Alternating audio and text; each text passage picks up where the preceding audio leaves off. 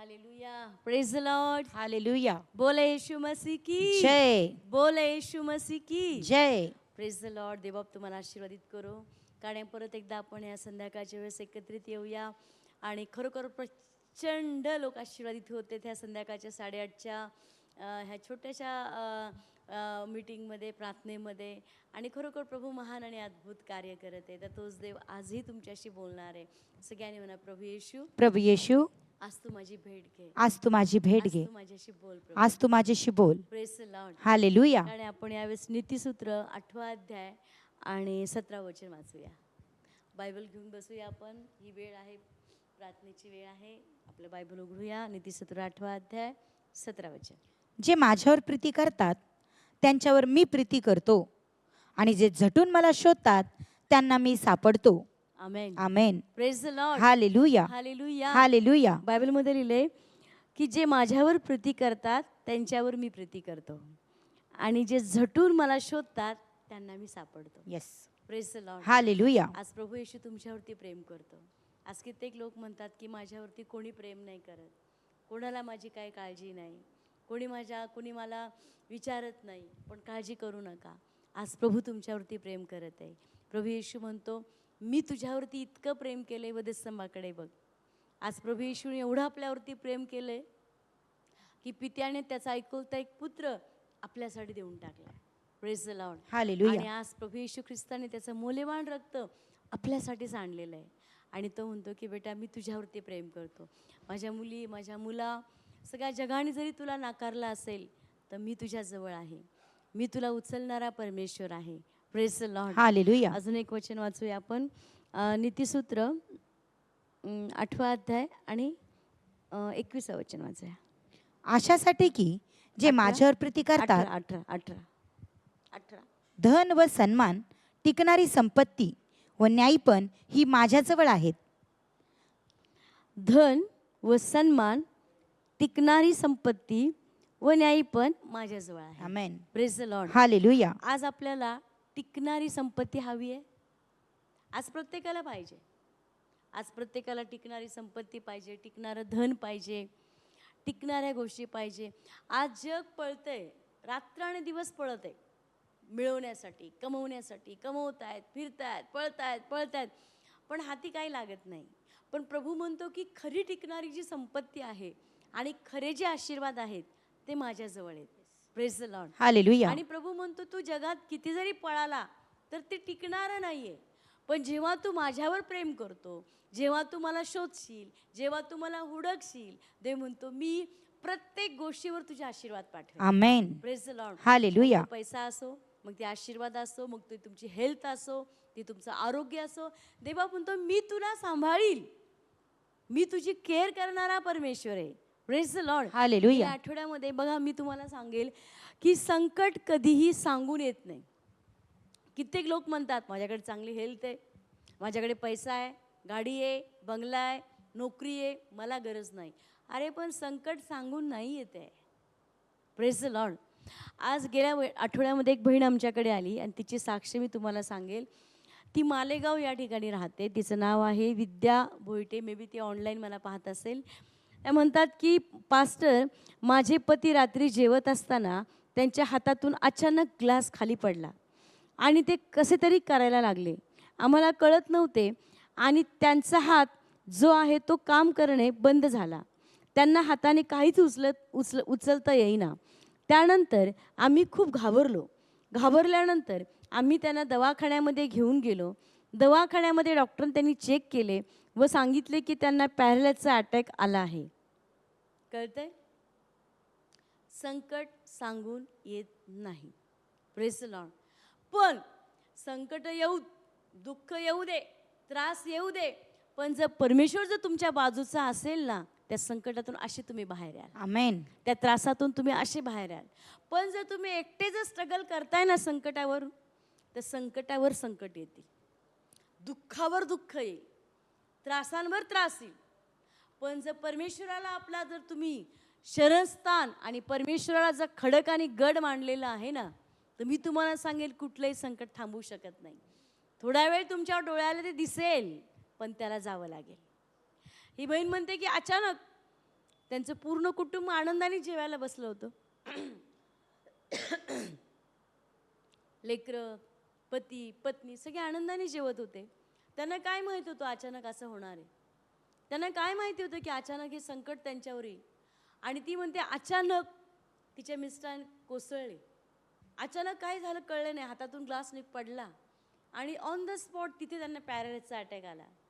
पण मी तुम्हाला सांगेल, बायबलमध्ये लिहिलंय, संकट समयी मला हाक मार, मी उत्तर देणारा देवे. Amen. Praise the Lord. Hallelujah. संकटामध्ये आणि त्रासामध्ये आपल्याला माणसापेक्षा देवाची जास्त गरज आहे. माणसांना हाक मारण्यापेक्षा 100% एकमेकांची गरज आहे, नाही असं नाही. पण त्याआधी आपल्याला परमेश्वराला हाक मारायची. ह्या बहिणीने योग्य ते केलं. पुढे काय म्हणते ते मी तुम्हाला सांगेल. डॉक्टर म्हणाले की डॉक्टरांकडे घेऊन गेलो. दवाखान्यात डॉक्टरांनी चेक केले व सांगितले की त्यांना पॅरालिसिसचा अटॅक आला आहे, परंतु आमचा विश्वास जिवंत देवावरती आहे. आम्ही हॉस्पिटलमधून पास्टर तुम्हाला फोन केला. फोनवर तुम्ही त्यांच्यासाठी प्रार्थना केली. थोड्याच वेळात त्यांचा सर्व हात सरळ झाला. Hallelujah. Praise the Lord. Hallelujah. खरोखर प्रभू येशूने त्यांना आरोग्य त्यांच्यावरती आलं. डॉक्टर म्हणाले की त्यांना 1-2 महिने ट्रीटमेंट घ्यावी लागेल, परंतु ज्यावेळेस प्रार्थना केली त्यावेळेस त्यांचा संपूर्ण हात बरा झाला.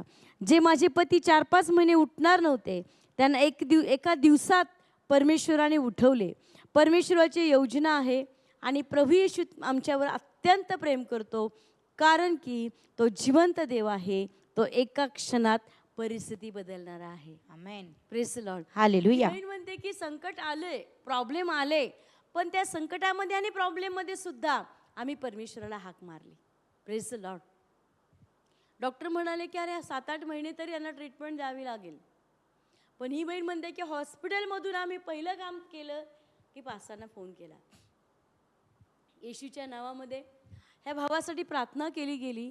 जे डॉक्टर अगदी काही वेळेपूर्वी म्हणाले होते की त्यांना पॅरालाइज झाला आहे, पण प्रार्थनेनंतर लगेचच त्यांचा हात सरळ झाला. Praise the Lord.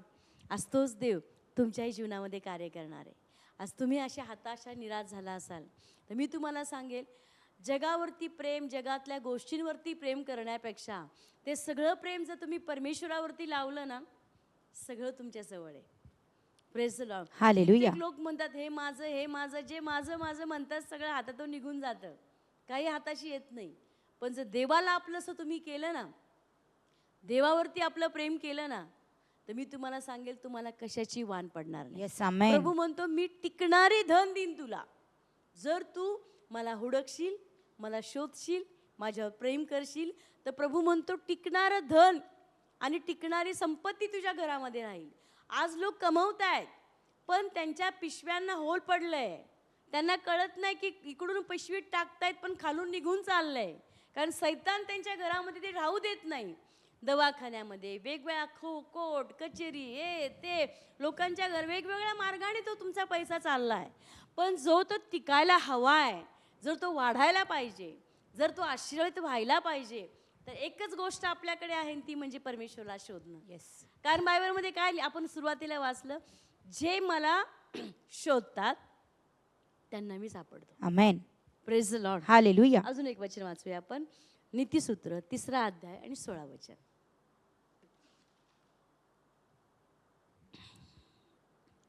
येस. दीर्घायुष्य त्याच्या उजव्या हातात आहे, धन व सन्मान त्याच्या डाव्या हातात आहे. Hallelujah. Hallelujah. Praise the Lord. Hallelujah. प्रभू म्हणतो दीर्घायुष्य त्याच्या उजव्या हातात आहे.